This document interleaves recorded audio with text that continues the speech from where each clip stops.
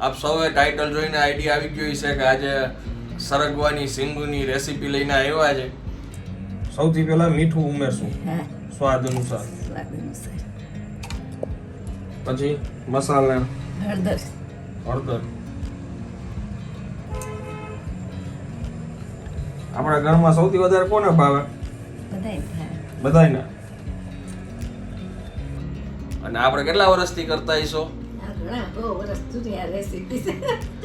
મારા ભાઈ બનાવતા, મારા નાની માઈ બનાવતા.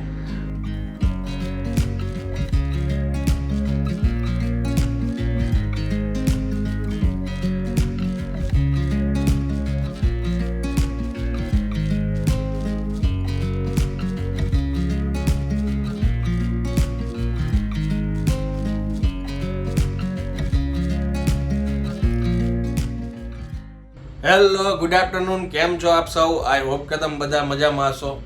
આપ સૌએ ટાઇટલ જોઈને આઈડિયા આવી ગયો છે કે આજે સરગવાની સિંગુની રેસીપી લઈને આવ્યા છે. અને ઘણા વર્ષોથી તો બા બનાવે છે. અને આજની રેસીપી એટલે શેર કરી છે કેમ કે ઓમ જોઈએ ને તો સરગવાના બહુ બધા ફાયદા છે. સરગવો ખાવાથી કોલેસ્ટ્રોલ ઓછું થાય છે, ટૂંકમાં ફેટ લોસ થાય છે. અને એ સિવાય બા છે ને એ એક અલગ રીતે બનાવે છે, ભરેલી સિંગુનું બનાવે છે. મેજોરિટી ઘણા લોકો છે એ ભરેલી ટૂંકમાં મસાલો ભરીને સિંગ નથી બનાવતા, બરાબર ને બા? સીધા કટકા કરીને કુકરમાં વધારીને મૂકી દે. ઓકે. અને આપણે કેટલા વર્ષથી કરતા હશો? ઘણા બહુ વર્ષ સુધી આ રેસીપી છે. મારા ભાઈ બનાવતા, મારા નાની માઈ બનાવતા. આમ તો જ્યારે આપણે જો પૂછીને એટલે 100 વર્ષ તો ગણી જ લેવાના. એટલે બાને જે ફાવટ હોય ને એ જ રેસીપી શેર કરતા હોય એમના. એટલે મીન્સ કે મારા દાદી પાસે, નાની પાસેથી શીખેલા છે.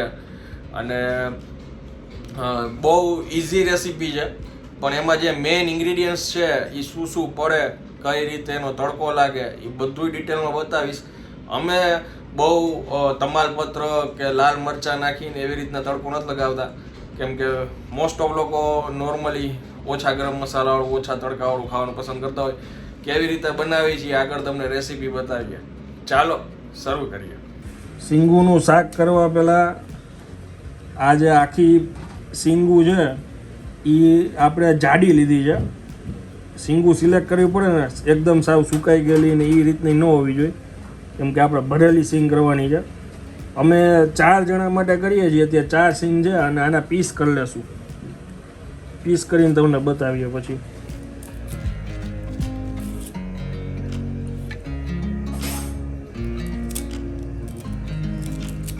આવડા પીસ કરવાનું રહેશે ને. આ સિંગુના જો પીસ કરી લીધા હતા, હવે એની અંદર છે ને બાએ ચીર કરી છે, કેમ કે આ ભરેલી સિંગ કરવાની છે, બરાબર ને બા? સરગવાની સિંગનું શાક. હા, ભરેલું. હા.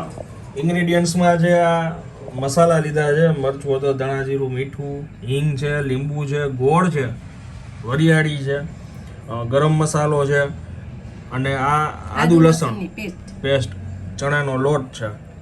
ઓકે, શરૂઆત ક્યાંથી કરશું બા? ચણાના લોટથી. કેટલો લેવાનો રહેશે? 250 ગ્રામ જેટલો. ઓકે. સૌથી પહેલા મીઠું ઉમેરશું સ્વાદ અનુસાર. પછી મસાલા હળદર, ધાણા જીરું, લાલ મસાલો 2 મોટી ચમચી જેટલું ઉમેરવું છે. લાલ મસાલો તીખાસ મુજબ 1 મોટી ચમચી જેટલું કહેવાય. લાલ મરચું, આ હિંગ છે 1 નાની ચમચ. બધા મસાલા આમાં ઉમેરી દેવાના છે ને તો. આદુ લસણની પેસ્ટ 1 ચમચી છે. એટલે કેટલા કળી લસણની લીધી છે? 10 કળી લસણની, થોડોક કટકો આદુ, નાનકડી કટકી છે ને આદુ. ઓકે. પછી ગરમ મસાલો 1 ચપટી, વરિયાળી ચપટી. ઓકે. ગોળ કેટલો લેશું?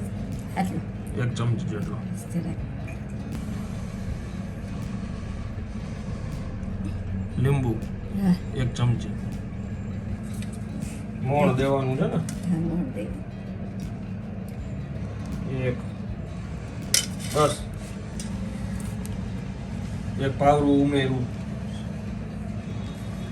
હવે આ સરખી રીતે બધું મિક્સ કરી લેવાનું.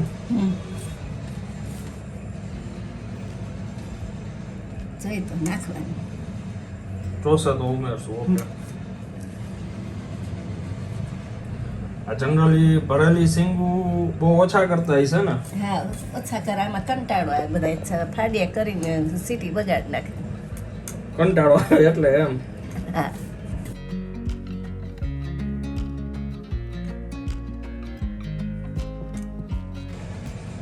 આ હજી 1 પાવડું ઉમેરી જઈ મોણ.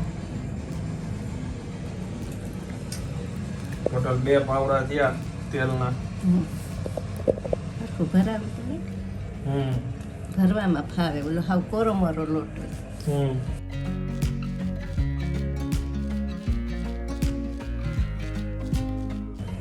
જેટલો આ મસાલો છે એટલો જ એનો જે વઘાર ઓલું કરશું એનો ટેસ્ટ એમ હોય કા બા? હા છાસનો. આપણા ઘરમાં સૌથી વધારે કોને ભાવે? બધાય ભાવે. બધાયને.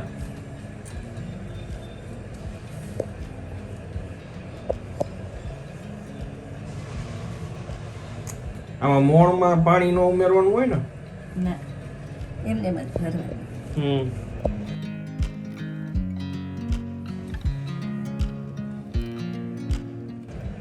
ઓકે તૈયાર. હા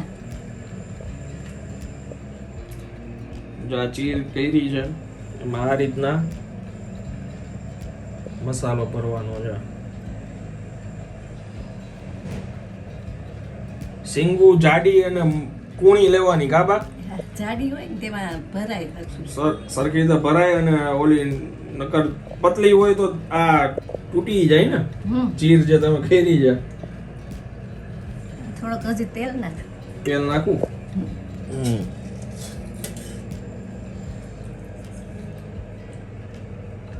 ઈ શું અંદાજો લગાવ્યો તમે? હજી થોડુંક નરમ નથી એટલે થોડું પોચું હોય. ભીનાશ પડતું ઓર સરખી રીતે ભરાઈ જાય. લોંદા જેવું ભરાય.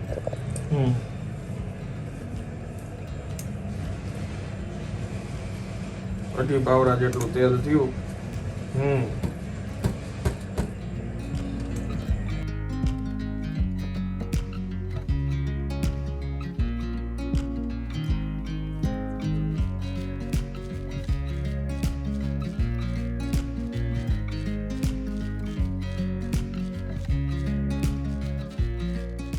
હવે આ રીતના બધી સિંગુ ભરી લેવાની છે બરાબર ને? પછી આગળની પ્રોસેસ કરવાની રહેશે.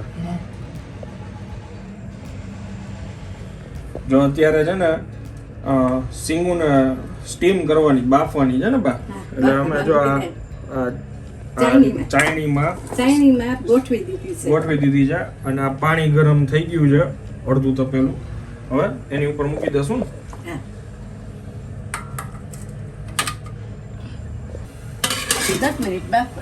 10 મિનિટ બાફવાની.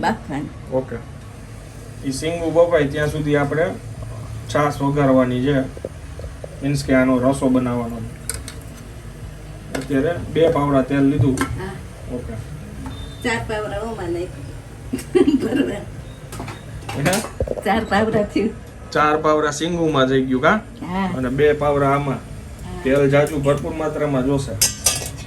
તો સરસ થાય.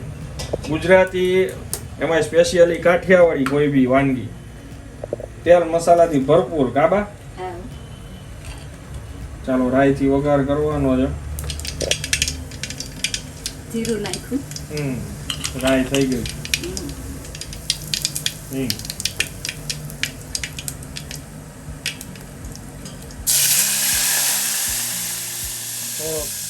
થોડુંક પાણી. બાનું કેવું છે કે છાશ પાટી ન જાય ને એટલે પાણીથી થોડો વઘાર કરે. ઉકળવા માંડે ને પછી ઓકે. પાણી ઉકળે પછી નાખશું ને. હવે છાશ ઉમેરી. છાશ કેટલી? એક નાની તપેલી લેવાની હતી ને? નાની તપેલી છાશ. આ 4 જણાને થાય એટલી ક્વોન્ટિટીમાં બને છે. મીઠું થોડુંક ઓછું નાખવાનું, પછી સિંગુમાં હોય ને. હા, ઓકે. સિંગુમાં ઓલરેડી આપણે મીઠું ઉમેરેલું છે એટલે આ તડકો જે આપણે લગાવી છે એમાં માપે મીઠું નાખવાનું છે. આ હળદર ચપટી કે ધાણા જીરું અડધી ચમચ લાલ મરચું. આમાં ટૂંકમાં મસાલા ઓછા રહેશે. મસાલા ઉકળવા દેવાના.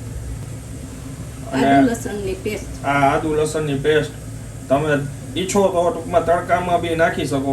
અમે આમાં આવી રીતના ઉપરથી અત્યારે નાખી છે મસાલા સાથે. તડકામાં આમાં ન નથી. આમાં ઉકળી જાય. આમાં ઉકાળવાની છે. 2-3 ચમચા વધારેની છાશ કાઢી લો છું. કેમ? આ લોટ પડ્યો છે ને એમાં સીધો લોટ નાખી તો બેસી જાય ને, એટલે કાલવીને નાખવાનું. અચ્છા.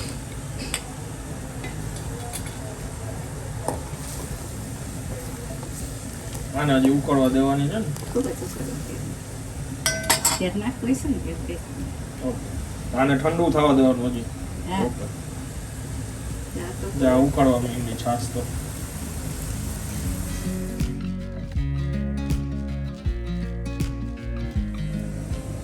આ લોટ પડ્યો છે ને એ થોડોક કાલવી નાખીને આમાં નાખી દો.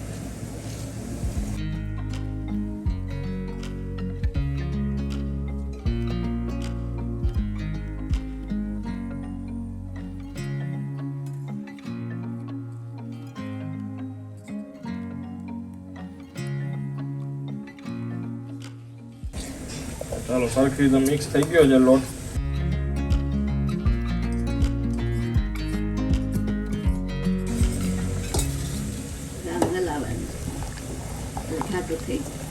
ટેસ્ટ આવે ને રસો કાટો થાય, કટ થાય કા. પછી આ પૈડો રહેશે એમ પાછો ઘટ થશે ને. હા. પછી સિંગુમાં ઘાટું થાય ને એટલે રેડી દેવાનું. આમાં બીજું કઈ નહીં, ધીમે ધીમે પાઈકે રાખે. કેટલી વાર પકવા દેવાનું હવે? 10 મિનિટ તો થશે. ઓકે. સુગંધ આવવા માંડી છે. સુગંધ આવવા માંડી. રસોઈ કટ થઈ ગયો છે એકદમ કાટો. બંધ કરી દેવાનું. અને હવે સિંગુ ચડી ગઈ છે, બંધ કરી દો પણ ભલે અંદર વરાળ રહી. હમણાં નથી ખોલું. ઓકે. હવે જ્યારે જમવાનું હશે ત્યારે સિંગુ ખોલવાની અને કઈ રીતે ખાશું એ આગળ બતાવશું, બરાબર ને? ઓકે.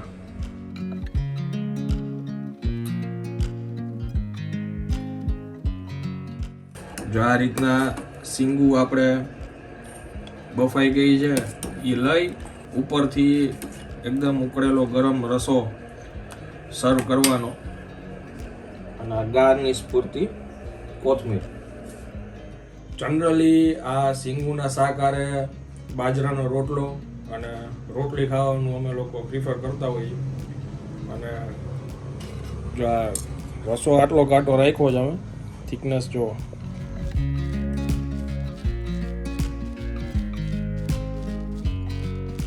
ગરમ એકદમ છે રસો. જનરલી છે ને આ રીતના અમે ખાતા હોઈએ.